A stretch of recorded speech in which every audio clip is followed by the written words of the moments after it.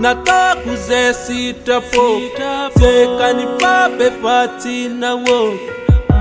Varenga ni gate ni mama Kalasa tina ndini kini sewa fara Lambar kwa rore mande Zana kajenga zampangu te Na desenyi ndeki azisenga lota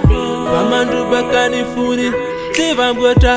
Anganaru kuna mangafara Na laviti na nkekiza Chomiyomba mnilalngana Nanu masafaran Azavarenga mni mafina Misuwa malo wikata Chomiyomba mnilalngana Nanu masafaran Papas mama Sitagingana tareuza Kanefa sitakufa na togo Nibola jopo nyafarani Ranu masafarani Varienga tafapa mtenga na tonoja mama Na tezeng Mafluwa tutamna kose kan papa Kanandupa kan fukutu jo Ranu masafaran Saumbula zaza efa mekite hano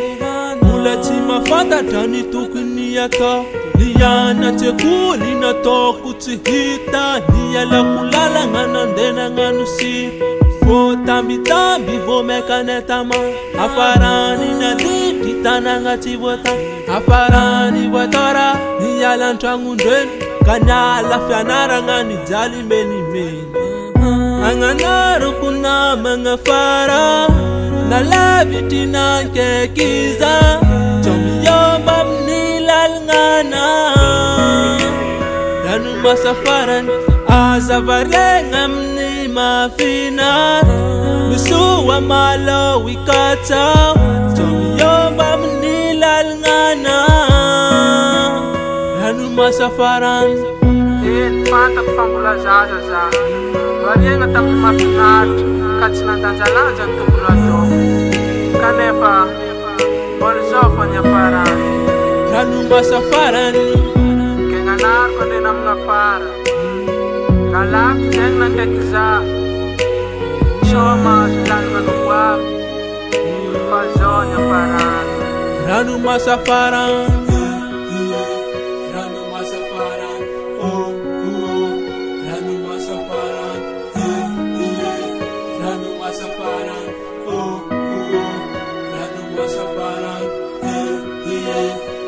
Masafaran, oh, oh, Ranu Masafaran,